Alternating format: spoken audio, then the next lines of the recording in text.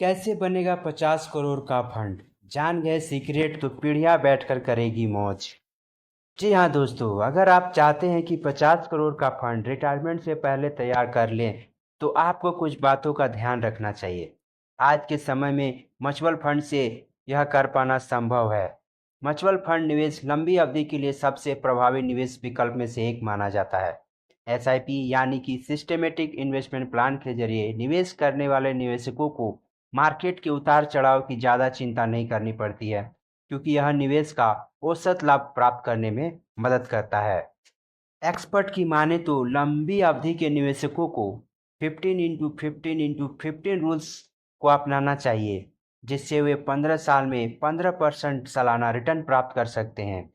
यदि यह निवेश 30 साल तक जारी रखा जाए तो इससे एक व्यक्ति 50 करोड़ रुपए का फंड तैयार कर सकता है।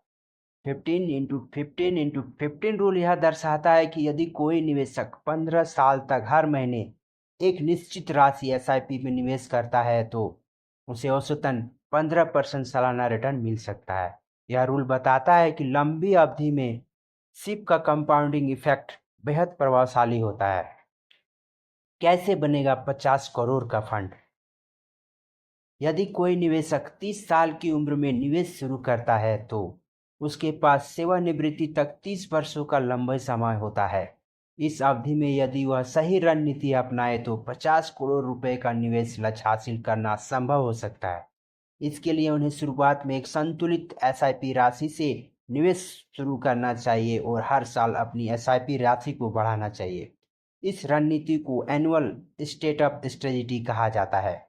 कुछ एक्सपर्ट कहते हैं कि 50 करोड़ के फंड को इकट्ठा करने के लिए कम से कम सालाना 15% का स्टेटअप एसआईपी करनी होगी। यदि कोई व्यक्ति 15% सालाना रिटर्न और 15% एनुअल स्टेटअप मानकर एसआईपी निवेश करता है तो उसे 21,000 प्रति माह से एसआईपी की शुरुआत करनी होगी। इसका मतलब यह है कि 21,000 की मासिक बचत से निवेशक 30 साल में 50 करोड़ तक पहुंच सकता है।